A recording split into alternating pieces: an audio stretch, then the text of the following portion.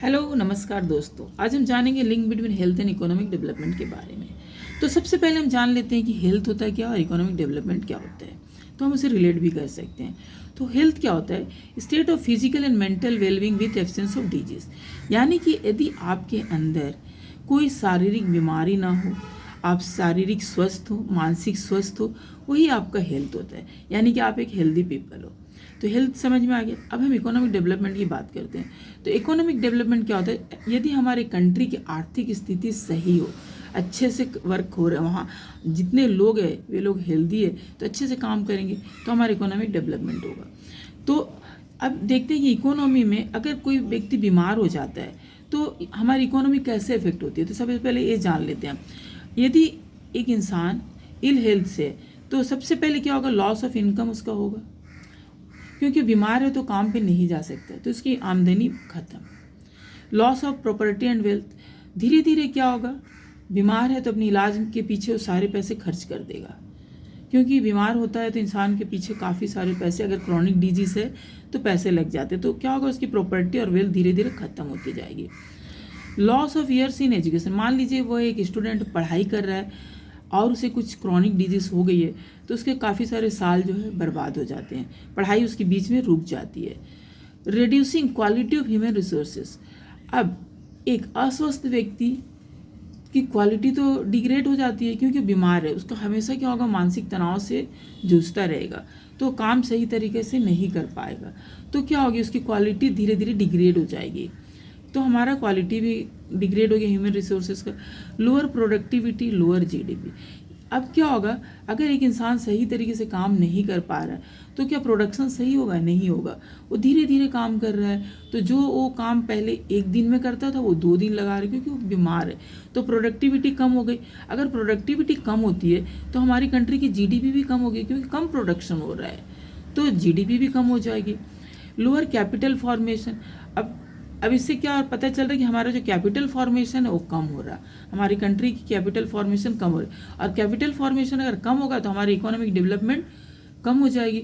तो इस तरह से हमने क्या देखा है? इन दोनों हेल्थ और इकोनॉमिक डेवलपमेंट के बीच में एक रिलेशन। अगर एक इंसान हेल्दी नहीं है, स्वस्थ नहीं है, तो हमारी इकोनॉमी में किस तरह से इफेक्ट लेकर आ सकता है, तो ये हमने समझ लिया। अब इसे दूर करने के लिए हम क्या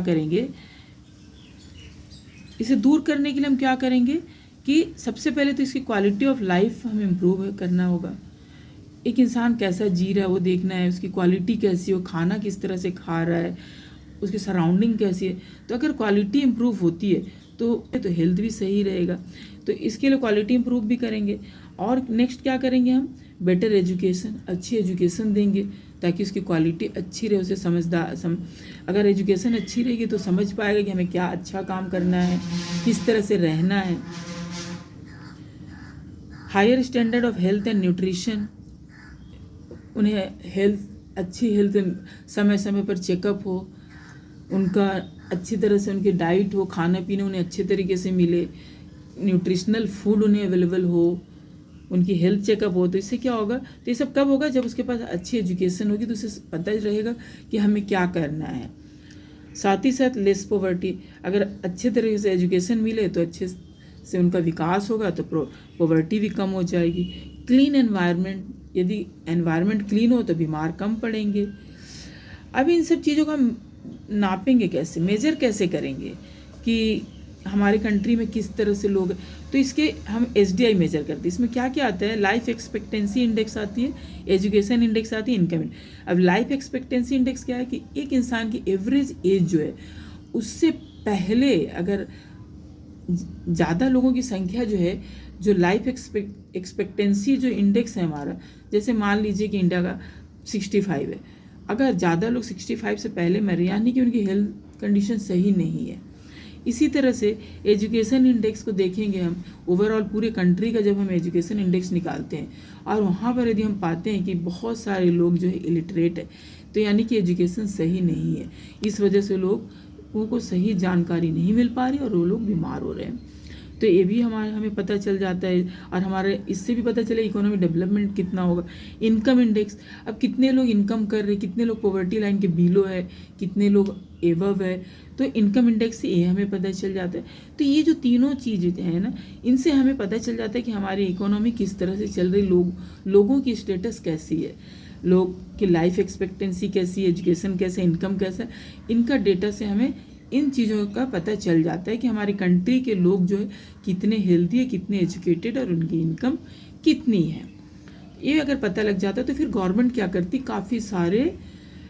काफ़ी सारे प्लान लॉन्च करती है, जिससे कि अगर मान लीजिए एजुकेशन कम है तो फिर बहुत सारे गवर्नमेंट स्कूल, बहुत सारे स्किल डेवलपमेंट प्रोग्राम लॉन्चेस होते ताकि लोग आगे बढ़ जाए, कुछ सीखे। इसी तरह से लाइफ एक्सपेक्टेंसी के देखते अगर है तो अच्छे अच्छे हेल्थ सेंटर खोला जाता है ताकि लोग प्रॉपरली अपनी चेकअप करवा सके, समय पर, समय रहते हुए अपनी बीमारी को ठीक कर सके।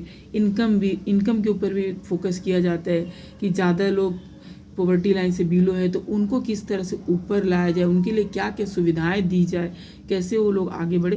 तो इन सब चीज़ों को मेजर करके ही गवर्नमेंट बहुत सारे स्कीम लॉन्च करती है, इससे कि हमारी कंट्री इकोनॉमी डेवलपमेंट में आगे जा सके। तो अब हमने देखा किस तरह से कि एक हेल्दी पीपल जो है हमारी इकोनॉमी में कंट्रीब्यूट करता है।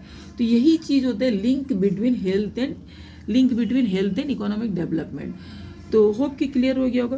तो सो health and economic development is closely inter related, दोनों एक दूसरे से जुड़े हुए हैं, क्योंकि एक अस्वस्थ व्यक्ति हमारी इकोनॉमी में अपना योगदान सही तरीके से नहीं दे सकता है। Health contributes to the process of the level of development of an economy and formation of human capital to raise the productivity of labor, क्योंकि एक हेल्दी पीपल ही इकोनॉमिक डेवलपमेंट में अपना योगदान देगा और साथ ही साथ ह्यूमन कैपिटल को भी बढ़ाएगा और प्रोडक्टिविटी ऑफ लेबर भी बढ़ जाएगी।